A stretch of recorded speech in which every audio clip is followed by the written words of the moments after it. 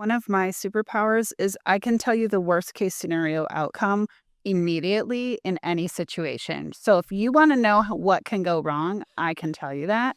And Bobby doesn't even see those. He just doesn't. We're not doing this based on vibes. I think that helps us sort of come to the middle ground. Welcome to the Law Firm Owner Podcast, powered by Velocity Work.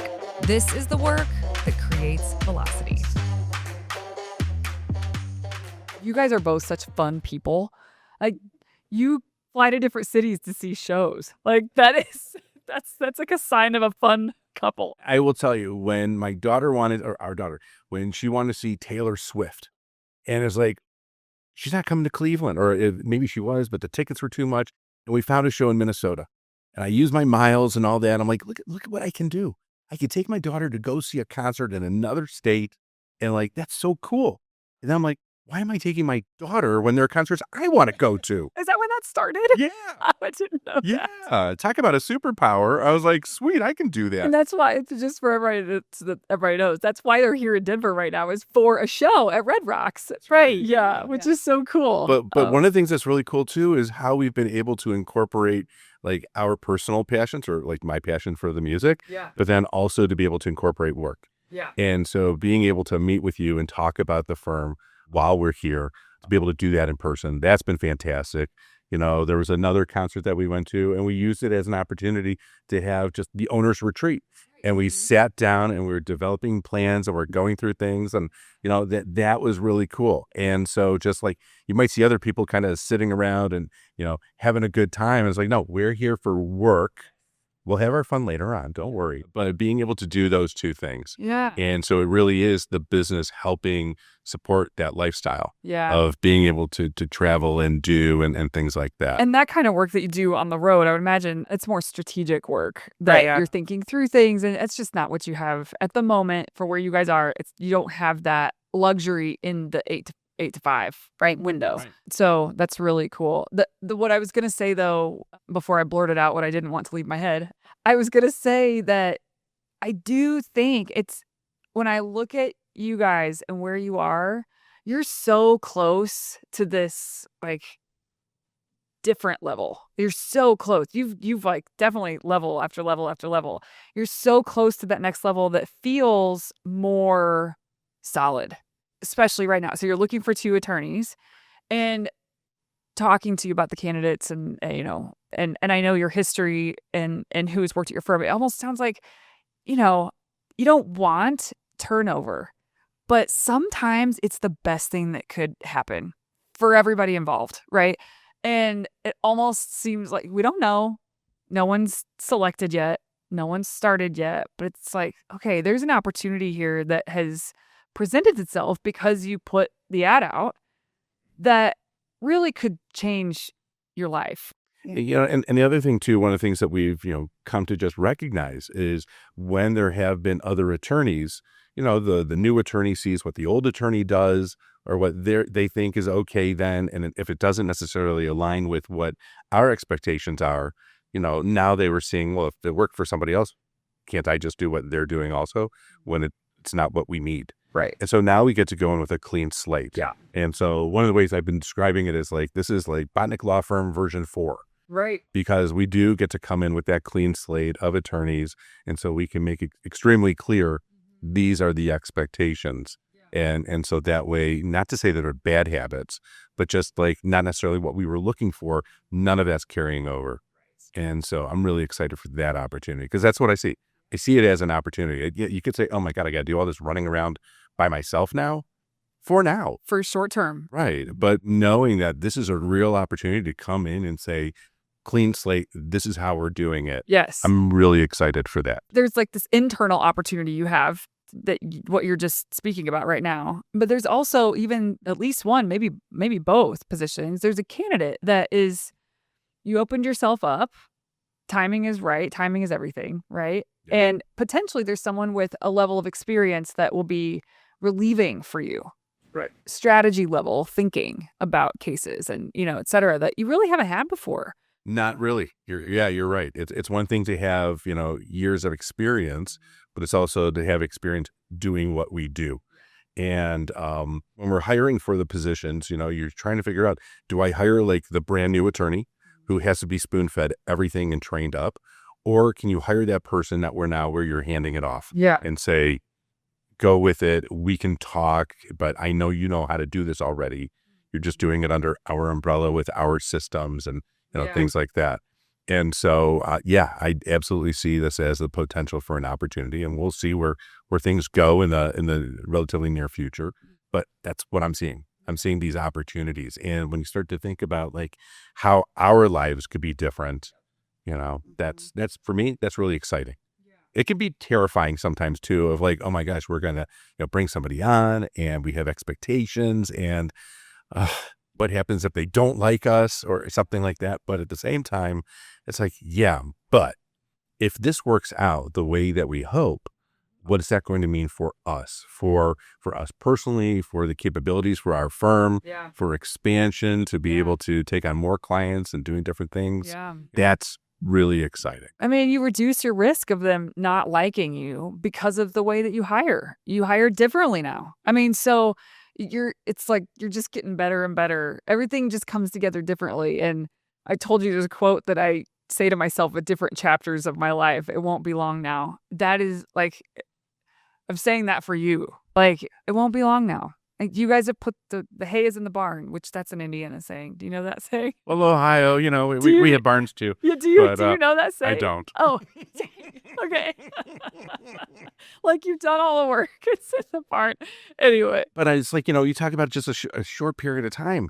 I mean, just seeing like, it's only been 5 years that we've been working together. I mean, there's so much growth when I'm looking at like the number of cases, what the revenue was. It was just me. And now there's a team of half dozen people, and we're growing. It's like, it's nuts. It's cool. And it's so cool. If you have pros working around you, and I don't mean pros like with their skill sets necessarily, but just like the way they conduct themselves, it's fun to work with a group of people like that. And you guys are getting more and more of them positioned. Yes. Yeah. I mean, I love being able to like have a team where you're bouncing ideas. People have their different strengths, and that's really great. And when you're that solo, you don't have that. And even when it's just two of us, we don't have that. And so now really being able to bring in those different people for those different skill sets and things like that to really figure out like, how is that going to move the needle with who we're serving and what we're doing in the manner in which we're doing it. Yeah. And now being able to see that we're doing it all intentionally. Yeah. That's really cool. I mean, gosh, we had this one person come in for an interview and it sounded great, all the right experience. And then we just happened to ask one question, and that was all we needed. Just at her response, and it was like, no, she can't work here. Oh, that's so good. One of those things. And, it's because we've now created these systems for how we interview. Yes. And what it is that we're looking for, and to be a part of our culture. Okay, one question that we have down here. How have your different risk styles helped the business? You sort of touched on this, but I'd love to hear you say more because you do have very different risk styles. I think in life, we're both pretty much like the vanilla person. We don't like too much risk, right? I remember like buying our house, and we wanted that fixed rate mortgage because we didn't want to play any games. And so as part of running the firm, there's an idea, there's a person, a vendor for our SEO right now. Like, it's going to be more than what we were paying our previous one, but what was going to come along with it, I saw that as like, yeah, this is something that we should be doing, because if that does, work out exactly how it's been discussed, wow, what a game changer that could really be for us. Meaning like the scope of the new company you just began working with, the scope of it was a little broader than you were thinking, maybe a little more expensive than you were thinking. Right. It was definitely more expensive than we were thinking. Yeah. But what was going to come along with it was there was a lot more strategic thought that went into it, some different things in terms of like social media. And these were things that I had wanted to do for myself, but just like given what my timing is and all of that, it was going to be too difficult. And so to have somebody else come in and say like, this is our plan, here's how we're going to execute on it. I'm thinking to myself, it's like, we interviewed a number of different candidates, for the SEO. It's like, what should we do? And really just, we spent a lot of time. We actually used AI to try and help out with trying to make that decision. At the end of the day, though, we did. It was at risk. I have a better stomach lining for it. Yeah, I would say like one of my superpowers is I can tell you the worst case scenario outcome immediately in any situation. So if you want to know what can go wrong, I can tell you that. And Bobby doesn't even see those. He just doesn't. His personality tends towards optimism in all facets of life, including business. So I think the strength in that is he can get me out of my sometimes overly deliberative nature where I feel like if I just had one more piece of information, then I would feel comfortable making a choice.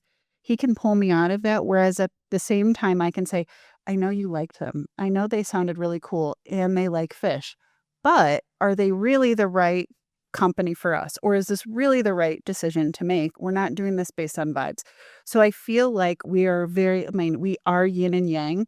And risk analysis is we're completely opposite. And I think that helps us sort of come to the middle ground where I can keep him from being too rash or making choices that aren't maybe as critical.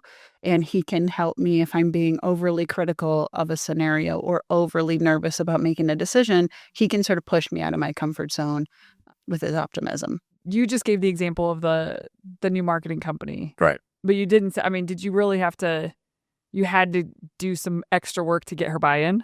Is that what you're saying? Yeah. Absolutely. Yeah. Absolutely. I just the sticker shock alone, my initial was like, we can't do this because I am so afraid of making the financial decisions, which is why, just coming back to pouring more love on you for a second, one of the major reasons I love and value our work together is you provide a financial clarity that I don't otherwise have. It's mostly based on I thought fear. you were talking about him. No, I'm Pouring talking about love. you. I'm talking about Thank you. you.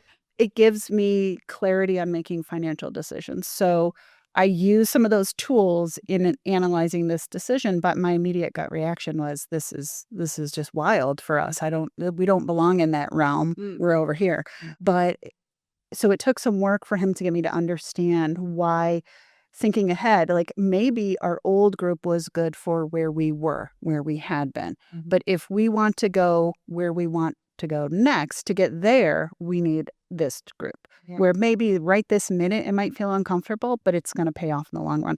I have a hard time seeing those scenarios play out in my head, but he does a much better job of thinking about what could come out of it. One thing you guys both have gotten better about, which I wonder if that does sort of bring you together, is, we talk a lot about facts, not feelings, is run the numbers. And just to get, because you have one bend towards possibility and opportunity. You have another bend towards possibility and opportunity. But what you just said is true. Like, make it math. Does it make sense? You need to get a return on this investment. That should be expected. And how do you see that happening? In what different ways could that play out? It sounds like you guys did the work to figure that out. We went through a lot of different models and just trying to figure out and looking at different, vendors. It really came down to two. And really just like, the time that we spent and, Abby looking for that additional data. And, that meant, okay, let's find that additional data. And normally I would not go back and say, answer these additional questions for me. Right. So I can make sure. And that's exactly what we did. We went back, asked these additional questions, and that helped. That really helped in making that final decision of who we were going to work with. I'd never done anything like that before. Yeah. It really was always like Abby said, like sort of like the vibe. Like they seem cool. And like I can talk to them. And, I'm really glad you chose to work with me. Based on that. Well, that was... Boy, that turned out all right, huh? That one turned out well. Thank you. Thank you for your approval, Abby. Okay, so yeah, that is great. I do see, like, even during your strategic planning retreats, just the way you guys back and forth, it is that. It's the varying risk levels. And it's really how you think, right? How you think come together in a way that you get there, It's like, it's fun to watch. And I think at the end of the day, especially for us, since we are married, we're thinking about our future. And, what is it that we want? It's not so much this is what I want or what Abby wants. It's like, what do we see that's really going to benefit us? Yeah. And I think that goes into practically everything. Yeah. Yeah. Really cool. Okay, another question I have down. What is a conversation you have had repeatedly that you are finally starting to resolve differently? I think she has the answer to this. I know she does. Okay. Yeah. I think it always starts with, Bobby, you have all these things. Why haven't you done them yet? That's the conversation that's been on repeat, honestly. And sometimes the words aren't as nice, admittedly. Whether I should admit that or not, I am. I'll own that. I think we're finally starting to separate work, like workload management, and we're starting to separate workload management from our personal. We're detaching that. Yeah. We're detaching conversations about workload management from our personal life. Yep. Yeah. That's a brand new change, and it is very welcome. Yeah. Yeah. Cool. Okay. Just so you know, the other part of the conversation is, I know. I'm getting to it. Or sometimes I just look at him. Yeah. And he's like, I know, I'm doing it. I know, So it's on my good. list. I know. So good. Oh, okay. I want to move in sort of the last part of the conversation I have planned, is to talk about a really big decision you guys made this year to move away from the marketing vendor you were using. And that was not an easy decision. And the reason I thought it would be nice to talk about is because you cannot be alone in that. Like, people get attached to the vendors that they use, and there was an honest reckoning that you guys decided to have, especially for where you want to go, et cetera. And so I wonder if you'd be willing to share about that experience, because you did mention it felt like a breakup. It was a really big deal for you, and you took it really seriously before you decided to make a call. So I'm just thinking of people who also may be in similar boats, and it'd be really nice to hear how you got to that decision and how, and looking back, like, was there a lesson that you're carrying forward because of it? So I could tell you that I started working with that vendor about 5 years ago, right around the same time that we started working together. Yeah. And so all of this is what came out of COVID and meeting people online and getting recommendations. And so in meeting the owner, struck up a real nice conversation and friendship, and really looked forward to what was happening and his plans for growing his company. And I'm thinking I'm the same way. And so I thought there was a lot of just connection with that. And even seeing all that positive work that had been done for our website and for our online presence, it was huge. There's been a lot of growth. And so I couldn't be happier. Yeah. With all of that work. And then it boiled down to the end of 25, the last couple of months of 25. And I know that there were some things going on with Google and algorithms, and we just started seeing a dip and then a plummet with the number of leads that we were getting. And we didn't change anything. We were still spending the same on the services, on Google Ads, but for some reason now the numbers just kept going down. And I thought, okay, it's the end of the year. Sometimes, that could be just, just part of the flow, and things happen, and people are spending more money on Christmas presents versus fighting a traffic ticket. Okay. But then it was after the new year, and the numbers kept going down, and it was about 6 months of fewer and fewer leads, and fewer leads means less revenue. And Abby was already feeling it early on. I was the optimist, thinking, it's going to turn around. I know it because it always does. And it never did. And trying to have conversations and with the vendor or with the assistants and things like that. And it didn't really feel like our concerns were being heard. So we were able to talk with other vendors to take a look at what was going on with our website. We even worked with your team, Derek, to take a look, under the hood. And we were able to see that there were some things that just weren't being handled properly with our website. And that could have been a major contributor to what was happening with why our website wasn't showing up on the first page or the second page. And that's why we weren't getting calls. And so we just had to make that really tough decision of, I think maybe we do have to talk with somebody else to see about somebody else taking over. And I did not want to. I just didn't want to. And it felt like I was giving up. I really wanted that company to come through for us the way that they had in the past. And so I felt sad. I know it's a business thing, but it was also like, you really helped get me to where I am. And, still doing great work for other firms. And I really like the product that they put out there, but it wasn't doing it for us anymore. And the reality was that if we had goals to be able to bring on more attorneys and more staff, if we wanted to be able to expand our footprint and all these other things that we were working towards, that wasn't going to do it. And we were losing money. And there were very real conversations that we had of, are we going to have to let people go? Are we going to have to shut things down? And those are terrifying conversations. It's hard to make plans. I mean, it sort of to your point, but even during the strategic planning retreat we had in February, it was like, we know this needs to change. It's hard to even think forward to what is this year's goal, because this is so wonky right now. We have nothing to rely on. We used to have data to rely on. Now we don't have data to rely on. So it felt really hard.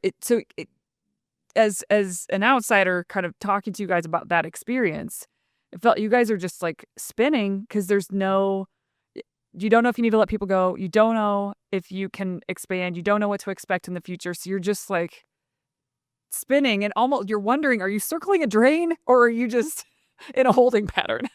And I mean, me being the eternal optimist, I'm thinking it's going to turn around. Abby.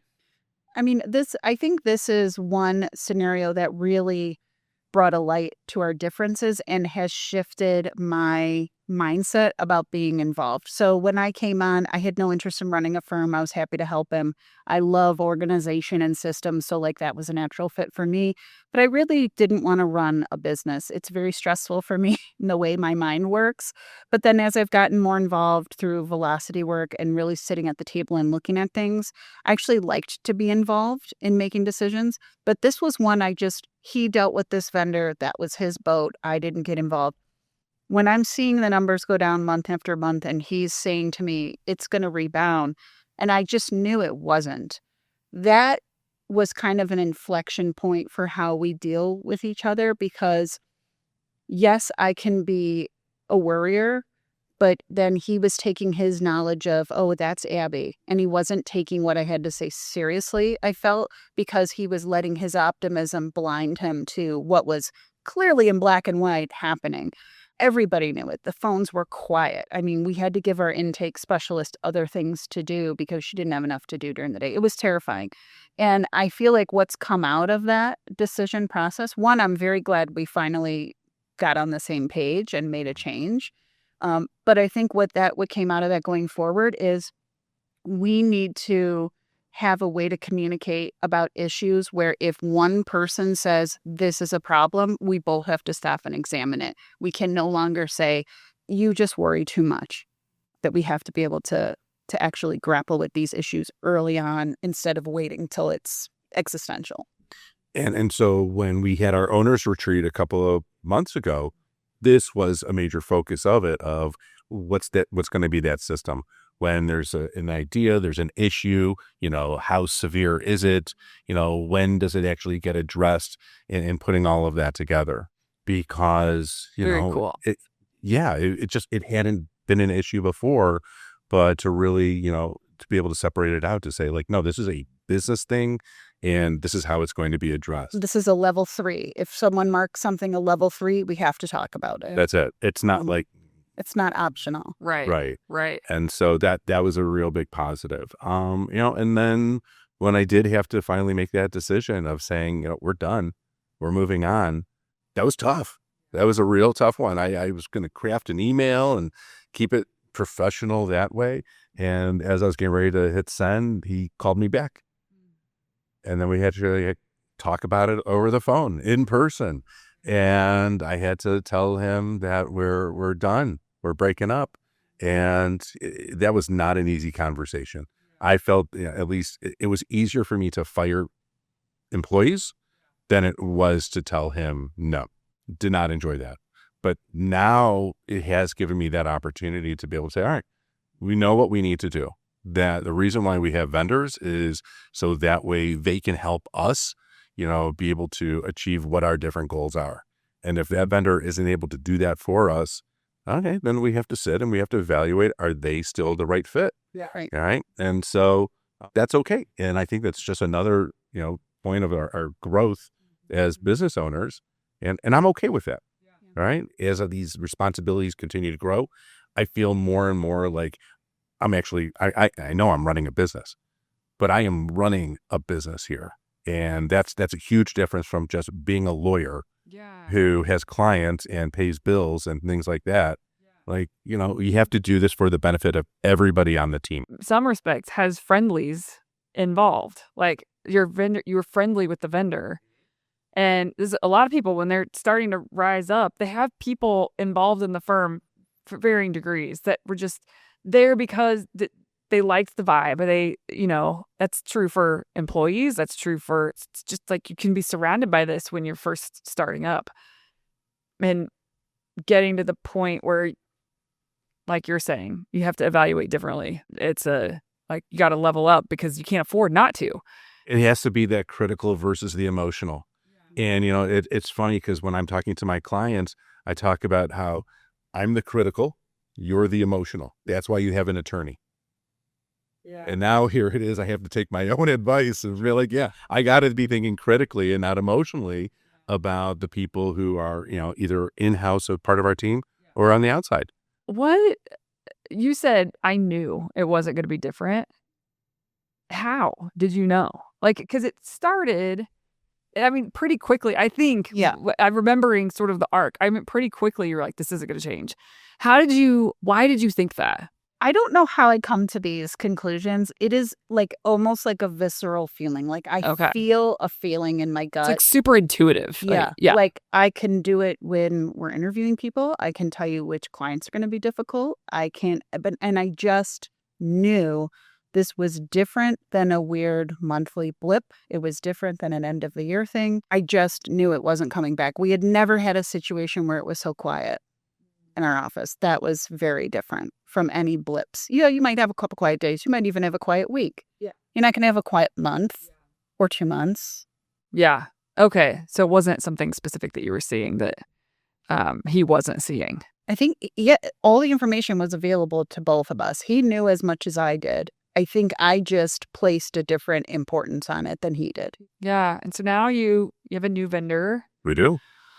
Yeah. The one that felt like a bigger risk, and you guys really just got rolling with them recently. So it'll be exciting to see how the coming months unfold. We're excited for it. There's a plan in place for the first several months to see what's going to happen. And we know that things are underway. We know that, been extremely communicative and, that's been great. And, regularly scheduled meetings, with summaries afterwards. So it's like, these were things that we said, we wanted, that we were looking for. And, so far, it's being delivered. Yeah. So we're real happy about that. That's great. That's great. Man, you guys, thank you first of all, thank you for making time to come see us at our space when you're in Denver for a show. Well, thanks for making time for us to be able to come on by. Yeah. That's so cool. Oh my gosh. I love being able to be in person. Yes. Yeah, same. There's nothing like it. I just appreciate the two of you so much. Like I said earlier, I think, we have the coolest clients, but it's been such an honor to work with the two of you over the last few years, several years, 5 years, but even you in the last 2.5, something like that. It's just been awesome. And every time we get together, I always have a really good time because of, and that's true for a lot of our clients, but it's worth saying when we're talking that I just want you guys to know that.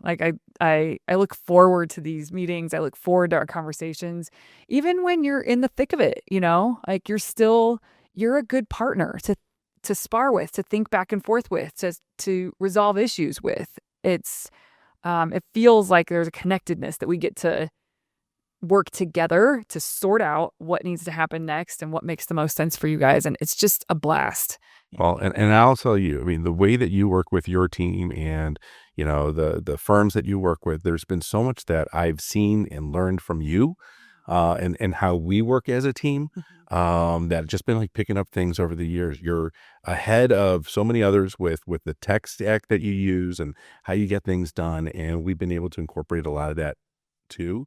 So thank you, because Oh my not gosh. you might be just how it works for you, but it's making our lives just like so much more incredible too. I'm So glad. thank you. If you like this episode, please give us a review on your favorite podcast app. It is an incredibly meaningful way to help us reach more law firm owners. If you're watching this on YouTube, please give us a like and a subscribe. Every single one of these things helps the podcast in a big way. And we give away some pretty great free resources that help law firm owners who aren't clients learn some of the core principles that we use in our framework. An example is a producer calculator, which lets you put in your producer's salary and production numbers to give you a sense for how healthy your firm is and how your team is performing. Head over to velocitywork.com to try it out. Thank you for listening to the Law Firm Owner Podcast. If you're ready to get clearer on your vision, data, and mindset, then head over to velocitywork.com where you can plug in to quarterly strategic planning with accountability and coaching in between. This is the work that creates velocity.